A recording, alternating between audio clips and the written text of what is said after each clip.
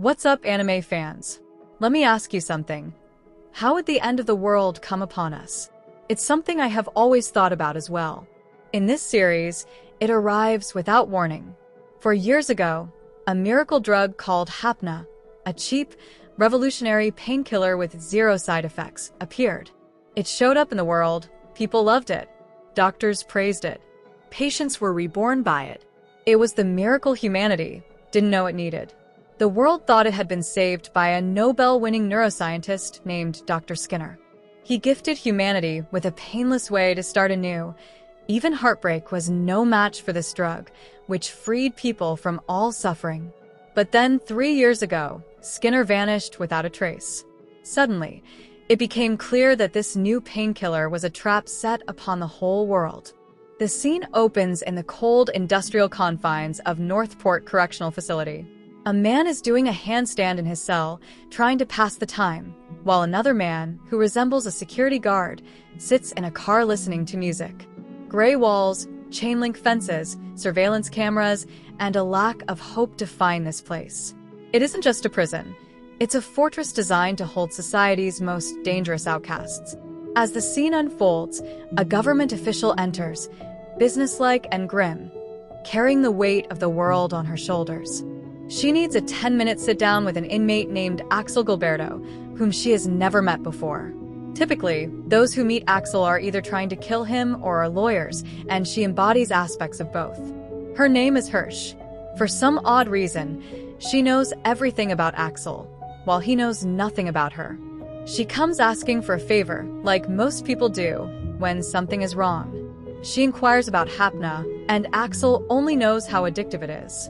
Hirsch then shows him something on her phone, a video of Dr. Skinner's return. Axel watches the video with a crooked grin. It shows Skinner talking about being the seventh trumpeter, an end-of-world messenger. He explains that being unable to feel pain is akin to not being alive. Since the entire world relies on this drug, living without sensation is no better than being dead. The selfishness of humankind corrupts life, and the pursuit of unjust short-term gains must come to an end. This struggle has destroyed the very homes we depend on, affecting over millions of lives in the process. As a revolutionary scientist, Skinner arrived at a solution. Is destructive behavior truly the nature of the human race? He raises the question of whether humanity should be held accountable for such evil behavior. In fact, Skinner suggests that we, as the human race, should take responsibility for our transgressions. Hapna wasn't merely a painkiller. He engineered it to remain in the body like a ticking time bomb. This so-called miracle drug mutates, killing the user immediately. It is impossible to neutralize or remove it from the bloodstream. Skinner never wanted to play God, but he has a point to prove, especially to the human race. Users have just 30 days to live, and the only person who might have the cure is Skinner himself. This could be a trick or a scam. Instead of saving the world, he issues a challenge. If the human race is worth saving, it's up to them to decide. Hirsch tells Axel that in the past, Skinner was a man who sought peace and equality. People once thought of him as a saint, but now they see him as the devil.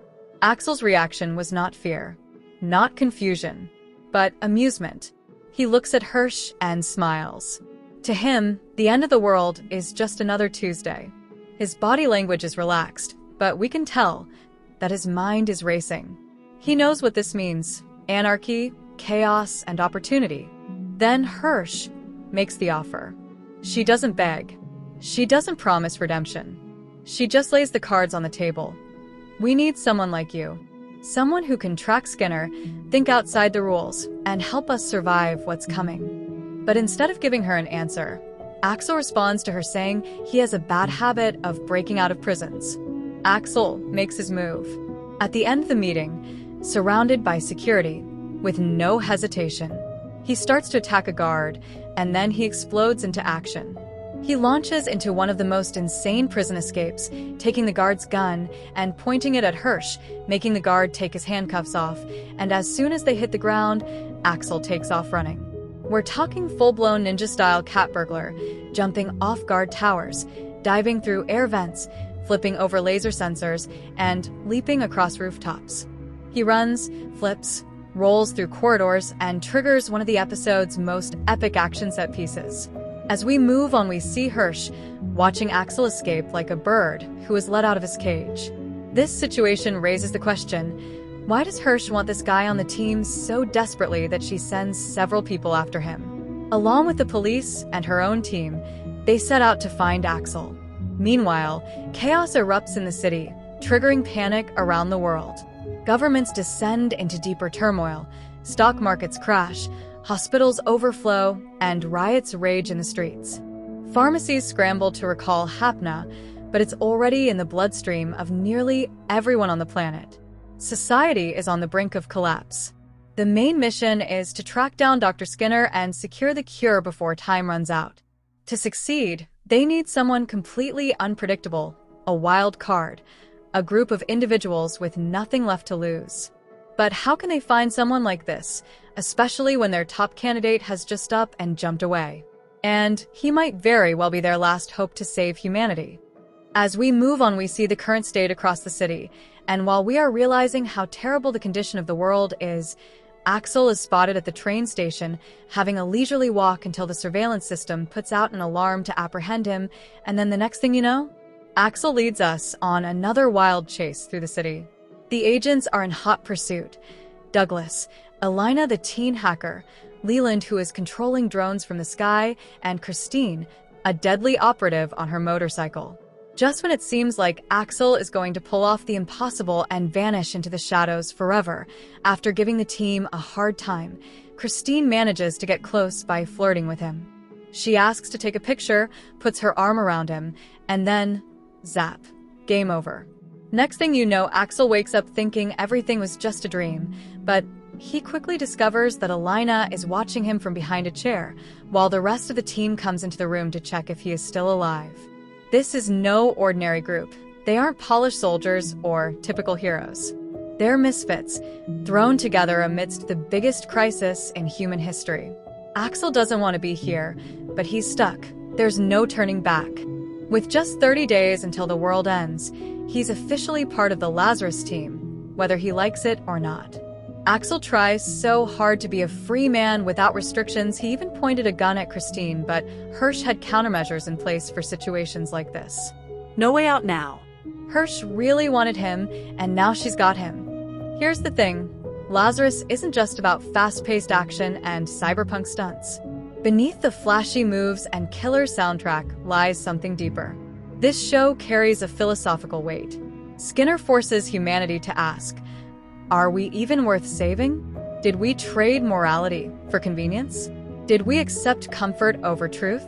Lazarus asks viewers to look in the mirror while the characters chase down salvation. Mappa Productions delivers a blend of gritty realism with stylized exaggeration. Axel's movements feel almost surreal in how fluid and real in this anime. It ends with a miracle drug and a 30-day death timer. Welcome to Lazarus. Buckle up, because this one's wild. We're talking apocalyptic stakes, a punch to your soul. Bottom line, this series is a high-octane ride straight into the apocalypse. We've got a miracle drug turned death sentence, an ex-con with crazy skills, a team of stylish outcasts, and a doomsday countdown set to jazzy beats. It's smart, it's slick, it's surreal, and it's just getting started. So here's the real question, anime fans. If you had taken Hapna, would you join Lazarus and hunt down Skinner? Or would you spend your last 30 days in peace? Drop your answer in the comments. I'm dying to know. And while you're down there, don't forget to smash that like button, hit that subscribe, and ring that bell. Because this is just the beginning. We're going deep into Lazarus. The next episode breakdown? You don't want to miss it. Until then, see you next time.